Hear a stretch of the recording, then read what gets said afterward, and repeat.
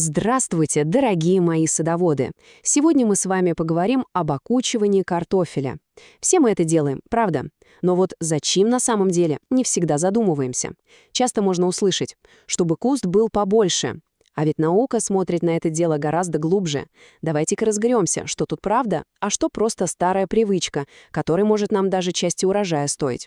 Итак, главный вопрос на сегодня — окучивать все-таки надо или нет? Этот простой, казалось бы, прием делит нас, огородников, на два лагеря.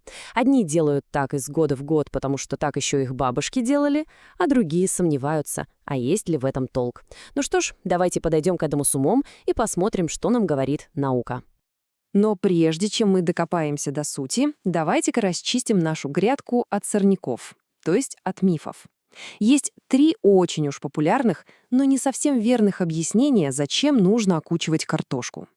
Но самое частое, что слышишь, чтобы куст был больше. Да, куст от этого и правда становится пышнее, спору нет, но вся сила уходит в ботву, в зелень, а нам-то ведь клубни нужны. Другое объяснение, чтобы картошка не позеленела. И это верно, холмик спасает клубни от солнца, а значит и от ядовитого солонина. Но это, скажем так, приятный бонус, а не главная причина. Ну и, конечно, так всегда делали. Аргумент понятный, душевный, но если слепо следовать традиции, не понимая сути, можно и навредить.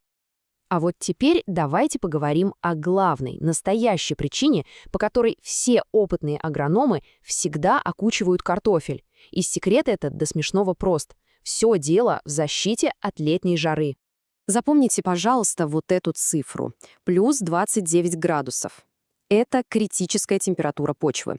Как только земля в зоне корней прогревается до такой отметки, рост клубней полностью останавливается. Понимаете? Растение бросает все силы на выживание, на ботву, а клубни просто замирают.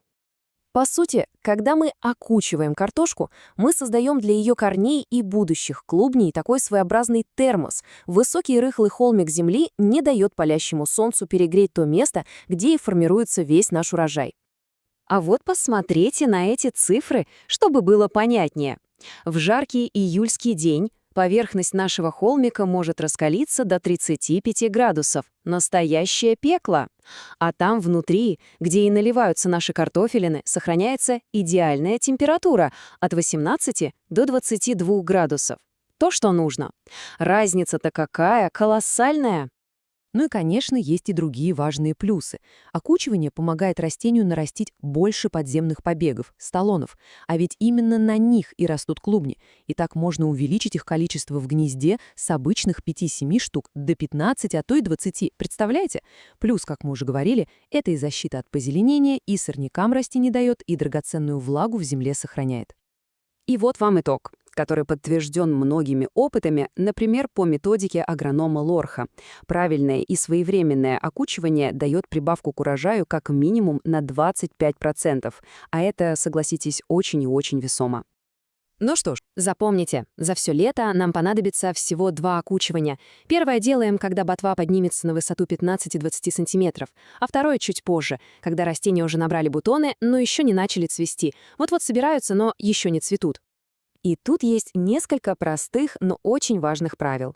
Во-первых, работать нужно только с подсохшей рыхлой землей, чтобы не получилась плотная корка, которая перекроет корням воздух. Во-вторых, холмик делаем высокий, хороший, сантиметров 20-25. Именно такой слой земли создаст нужный нам барьер от жары. Землю подгребаем аккуратно, прямо до нижних листочков. И самое главное, смотрите, чтобы не засыпать центральную точку роста, так называемое сердечко куста, иначе растение может просто остановиться в развитии. А теперь поговорим о тех случаях, когда окучивание может принести не пользу, а самый настоящий вред. Это очень важно знать, чтобы по незнанию не погубить свой будущий урожай. Итак, строго-настрого запоминаем. Не окучиваем, если земля мокрая, липкая, так вы создадите плотную корку, и клубни просто задохнутся без воздуха. Не трогаем растения, если побеги еще совсем крошечные, ниже 10 сантиметров, их очень легко повредить. Ну и, конечно же, не стоит этого делать, если картошка уже массово цветет. В это время растение тратит все силы на другое, и любое вмешательство для него — это большой стресс. Так что же мы в итоге получаем? А разница между грядками, которые окучивали с умом, и теми, где этого не делали, видна, как говорится, невооруженным глазом. Без правильного ухода, особенно в жаркое лето, есть большой риск выкопать осенью мелкую, а часто и позеленевшую картошку, которая просто-напросто спеклась в горячей земле. А при грамотном окучивании мы создаем для нее идеальные условия, и она благодарит нас крупными, здоровыми и многочисленными клубнями. Давайте напоследок закрепим 3 наших золотых правила. Первое. Окучиваем 2 раза за сезон, когда ростки достигли 15 сантиметров и прямо перед цветением. Второе. Создаем высокий хороший холм до самых листьев, чтобы он работал как надежный термос. И третье. Работаем только по сухой и рыхлой земле. И в конце хочется задать такой вопрос для размышления. Что же все-таки для нас с вами важнее на наших грядках? Слепо следовать привычкам, потому что так делали всегда? Или все же понимать, что и зачем мы делаем, и получать за свой труд по-настоящему богатый урожай? Выбор за нами.